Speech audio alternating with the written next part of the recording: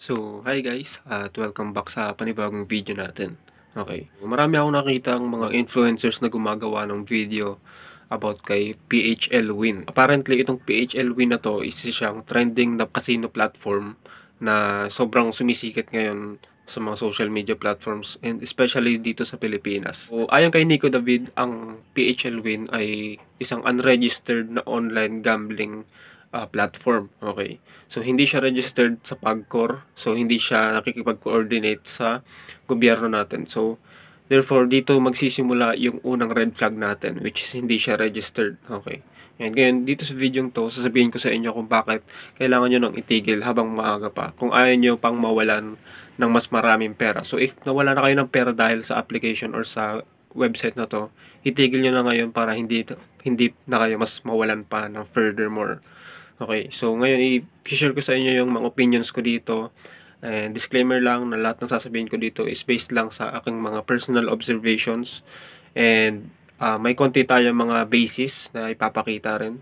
No? So para rin kahit pa paano ma-open up kayo sa fresh insights na gusto kong i-share sa inyo. May nakita lang ako isang video guys. No? So apparently gumawa siya ng video na kung saan pinarami niya yung 14 pesos niya.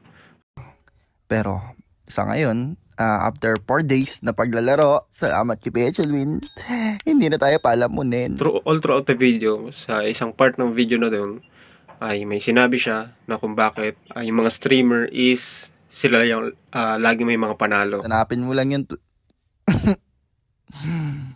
Yung ibang streamer, bakit ganon? Lagi silang panalo. Ito yung dark truth niyan guys. Okay. So kung mapapansin nyo, yung mga normal na players and yung mga streamers is magkaiba po yan. Okay? So, they have different scripts while playing the game. So, nakadepende yan doon sa developer since parang triangle yan guys na kung sino yung nasa tuktok, sila yung mas papanalunin kasi sila yung mas may malawak na influence. However, yung mga nasa baba, sila lamang yung mga ordinary players. So, hindi sila papanalunin. However, doon sa nasa baba na yon, sila yung madalas na matatalo or sila yung magiging source of income ng mga nasa taas. And at the same time, yung pinaka nasa taas, nung nasa taas, sila yung mga developers mas makakita as long as mas malawak yung range ng mga nasa baba. So parang pyramidal or hierarchy, parang hierarchy ang sistema ng game na to. Pag nasa mas mataas, if may influence ka, you have a higher chance na mas malalo ka palagi. Especially kapag meron kang exposure ng platform na yon sa mga audience mo. Example, gusto kong gawin example dito si XQC. I did pretty good. Hey, 30-39 on my second game of controller. I'm doing pretty good, no? XQC, kung makita nyo, may mga streams siya or marami siyang mga streams, live streams na naglalaro siya ng isang slots or mga gambling. Okay, mapapansin mo, sobrang lalaki ng mga pinapanalo niya. Ewan ko kung legit yun guys, if numbers lang ba yung pinapakita, whether it's pinapakita lang yung numbers or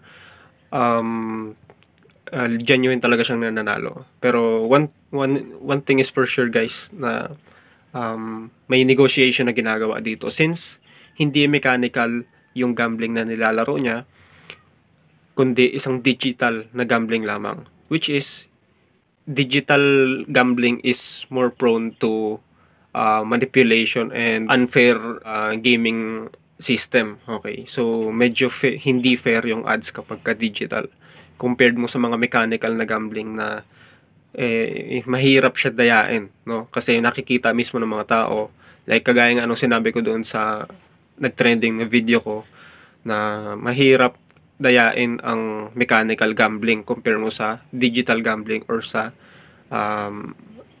electronic gamblings. Okay, kagaya ng slots and so on and so forth. Okay, so with that in mind guys, ang gusto ko lang sabihin sa inyo na palaging mananalo dito yung may-ari ng developer. So walang talo yan guys, no? So let's say for example, magbigay pa ako ng isang example. If napanood nyo yung video ni Drake na kung saan nanalo siya ng $17 million. We need something crazy. We need to see like at least a 20-30 bag on his balance.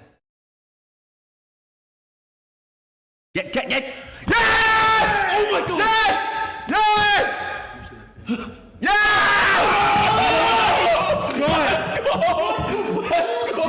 Sa isang spin lang ng roulette. So, kung makita mo doon, in 1 minute video na yun, napanood ko, na nanalo siya ng $17 million. So, sobra yung hiyaw ni Drake doon. Makita nyo, mapapansin nyo. And then, if napanood mo yung full stream, bumaba yung winnings niyang yun. From $17 million, bumaba siya to $205,000 ata yun. So, doon yung mapapansin guys na sa lawak ng gap from $17 million to $205,000, imposibleng hindi pa siya manalo ulit ng ganon kalaking halaga, di ba? So, mapapansin nyo, dire-diretso yung talo niya. Okay? So, hindi siya like nag-double or never nang naulit na manalo siya ulit ng $70 million. So, isang beses lang siya nanalo and kumbaga parang talagang sinimot na siya up until $205,000. And yung natira niyang yun, pinamigay niya na lang dun sa mga nanonood ng streams.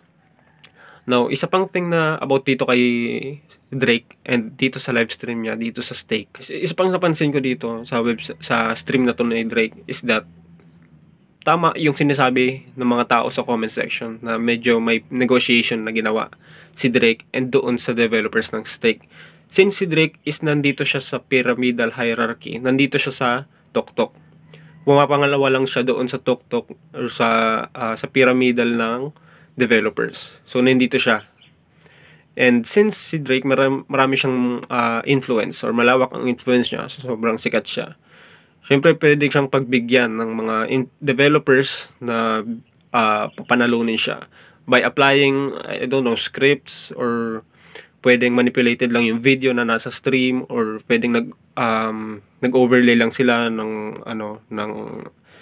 video and pwedeng nag-hire sila ng mga editors para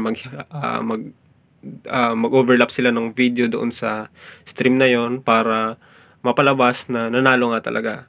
Pero pwedeng mali ako or pwedeng tama. So it's up for you to judge. Pero it doesn't change the fact na itong mga ganitong klase ng gambling casinos guys, no, is lagi kang talo talaga. Okay, so I never tried yung PHL Win before, pero ngayon pa rin sinasabi ko sa inyo, since unregistered siya guys, doon pa lang magtaka na kayo. Okay, kasi kapag unregistered yan guys, ang isang website or isang gambling casino, hindi po yan monitored ng gobyerno natin. So mangyari dyan, kapag hindi monitored, malaya silang nakakagawa ng mga kalokohan dyan. So, kaya nilang gawing hindi patas yung game mismo. So, what's the point of playing, diba? Kung manipulated na. Especially, yung platform mismo is hindi siya mechanical gambling. Kundi, isa lamang siyang digital gambling. Which is more prone sa manipulation ng game and unfair odds and lower chances of winning compared sa mga mechanical na gambling.